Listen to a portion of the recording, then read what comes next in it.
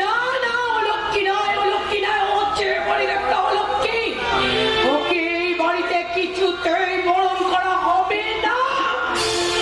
মৌরি, বাবা দুটো মাথাটা ঠান্ডা করো, মেজ মৌরিকে বল করে ঘরে নিয়ে যাও। ছোট্ট লোকের মেয়েকে আমি ছোট লিপস্টিক দিয়েছ, কিন্তু বধূ হতে পারবে। মুখ সামনে তুমি কথা বলবে। আমি এসব কিছু সহ্য করতে পারবো না। তুমি এসব সহ্য করতে পারলেও আমি কিন্তু ভেতরে যাচ্ছি। দাঁড়ান দিদি, এই যে শুনছো, এসো সবাইকে প্রণাম করো।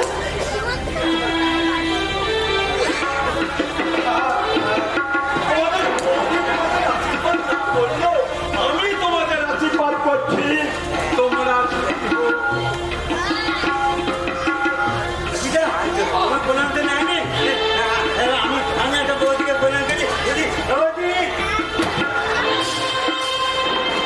দেখো, হারামজাদা যেন পূজাকে পাপার জন্য মানসিক রেখেছিল। হারামজাদা যেন ডন্ডি খাচ্ছে। দেখো কি গলা পাঞ্জাবিটা কুচকে গেল।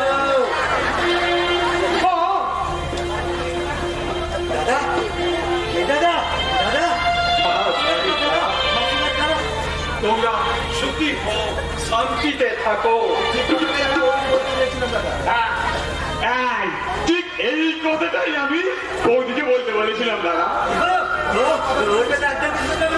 একদম বিশ্বাস করবে না।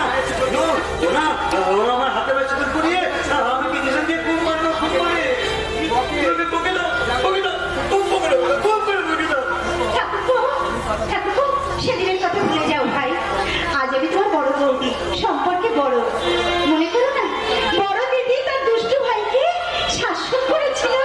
বাবুজা, তুমি কি এসব দেখবে নাকি ভেতরে যাবে?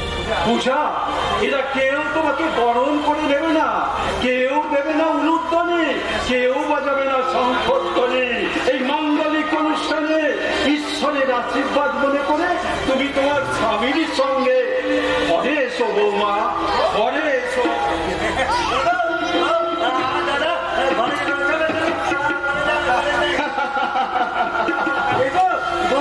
তুমি তো মারবো, আমি তো মারবো, তাহলে ওরা হাসছে কেন? কেন ওটা না, এটা একটা বাদর, এটা না, আমি তো বলতে নাই তো, সবাইকে সম্মান দিয়ে কথা বলতে হয়। আপনারা না ওর কথা কিছু মনে করবেন না।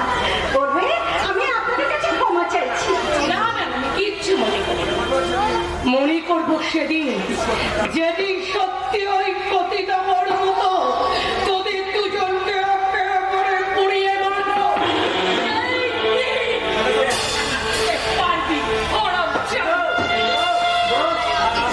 আমরা দুজনে যখন শিকায় উঠবো না, তখন আমি তোমাকে জোরে জোরে গাইবো।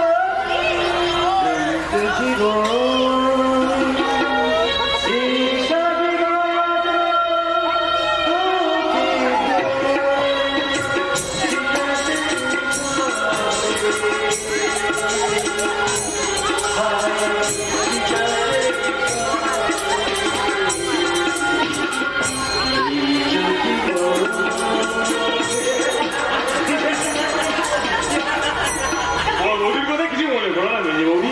আমি আন্টিটা খেপা তো কি হয়েছে, আমি তো আছি, সব দায়িত্ব আমি নেব, কোনো অভাব অপূর্ণ রাখবো না।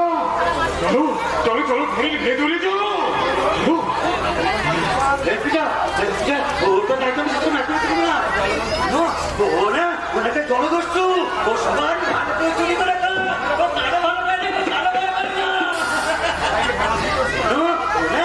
সবাইকে বার দিতে পারতাম। আমি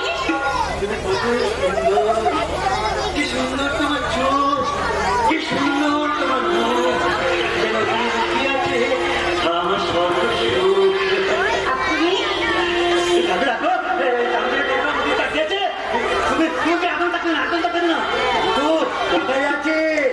আপনি যখন খারাপ করে এই চান্দিকে তো লাথি মারে, যেভাবে রাখাচ্ছে যেন মরছে, লাথি মারবে।